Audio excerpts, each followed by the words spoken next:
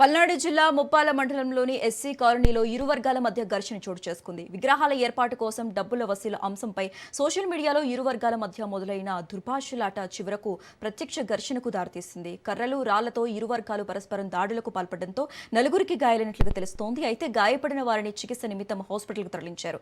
అయితే హాస్పిటల్ వద్ద కూడా ఇరు వర్గాల మధ్య మరోసారి తోపులాట చోటు చేసుకుంది. దీంతో పరిస్థితి ఉద్రిక్తంగా మారడంతో పోలీసులు రంగంలోకి దిగి ఇరు వర్గాలను చెదరగొట్టారు.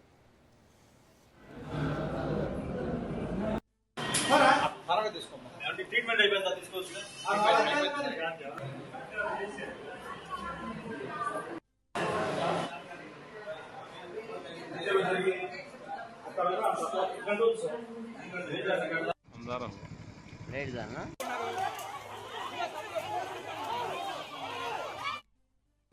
పల్నాడు జిల్లా ముప్పాల మండలంలోని ఎస్సీ కాలనీలో ఇరు వర్గాల మధ్య ఘర్షణ చోటు చేసుకుంది. ఇక ఈ ఘర్షణకి సంబంధించి మోర్ అప్డేట్స్ మా ప్రతినిధి రమేష్ ఫోన్ ద్వారా అందిస్తారు. రమేష్, డీటెయిల్స్ ఏంటి?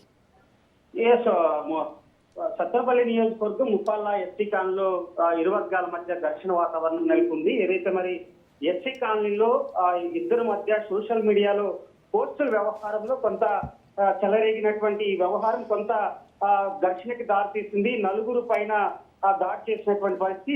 చర్చికి వెళ్ళేస్తున్నటువంటి సమయంలో నలుగురు పైన దాడి చేశారు. ఏదైతే నలుగురు ఉన్నటువంటి కోటయ్య, గద్దెల శ్రీనివాసరావు, అదేవిధంగా రాంబాబు, రవికుమారు, కోటేశ్వరరావుకి ఇద్దరు వ్యక్తులు కూడా తీవ్ర గాయాలయ్యాయి. అక్కడ ఉన్నటువంటి రాడ్లతో దాడి చేసినటువంటి నేపథ్యంలో హఠావుటిగా కూడా సత్తెనపల్లి ప్రభుత్వ ఆసుపత్రికి తరలించినటువంటి పరిస్థితి కనపడుతుంది. అయితే విగ్రహాలకు సంబంధించినటువంటి డబ్బుల వసూల వ్యవహారంలో వీరి దగ్గర సోషల్ మీడియా వేదిక కూడా ఒకరిపైన ఒకరు పోస్టులు పెట్టుకున్నటువంటి నేపథ్యంలో ఇది కాస్త ఘర్షణకి వాతావరణం నెలకొన్నటువంటి పరిస్థితి కనపడుతుంది. అయితే వైసీపీ, టీడీపీ పార్టీలకు సంబంధించినటువంటి వ్యక్తులుగా కూడా స్థానికులు చెప్తున్నారు. ఏదైతే గాయపడినటువంటి వ్యక్తులు వైసీపీ పార్టీకి చెందిన వారిగా కూడా చెప్తున్నటువంటి పరిస్థితి అయితే కనపడుతుంది. దీనిపైన రూరల్ పోలీసులు కేసు నమోదు చేశారు. అటు దర్యాప్తు అయితే కొనసాగుతుంది. అయితే సోషల్ మీడియాలో ఇటీవల అనేక వ్యవహారాలు చూస్తున్నాం. ఏదైతే ఒకరిపైన ఒకరు ఇష్టారాజ్యంగా పోస్టులు పెట్టుకోవడం వల్ల ఇలాంటి ఘర్షణలకి తావిస్తున్నటువంటి నేపథ్యంలో కూడా అటు పోలీసులు కూడా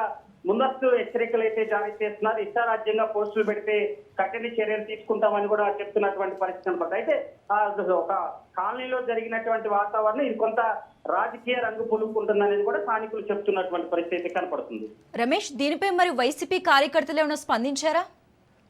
ఎస్, మీరు చెప్పినట్లుగానే ఏదైతే ఎవరైతే గాయపడ్డారో ఇటు కోటయ్య, శ్రీనివాసరావుకు సంబంధించినటువంటి వీరందరూ కూడా వైసీపీ పార్టీకి చెందిన వారు. అంటే ఎవరైతే గాయపడ్డారో వారు ఎక్కడ కూడా పార్టీ వ్యవహారాలు ఎక్కడ తీసుకోలేదు. కానీ స్థానికంగా ఉన్నటువంటి నేపథ్యంలో ఇటు పాత కక్షల నేపథ్యంలో అటు వైసీపీకి చెందిన వారు ఎవరైతే గాయపడ్డారో వారు వైసీపీకి చెందిన వారు, ఎవరైతే దాడి చేశారో వాళ్ళు టీడీపీ వర్గీయులుగా కూడా స్థానికులు చెప్తున్నారు. ఇదే కోణంలో పోలీసులు దర్యాప్తు చేసి కేసు నమోదు చేసినటువంటి పరిస్థితి కనపడుతుంది. Okay, right. Thanks for the updates Ramesh.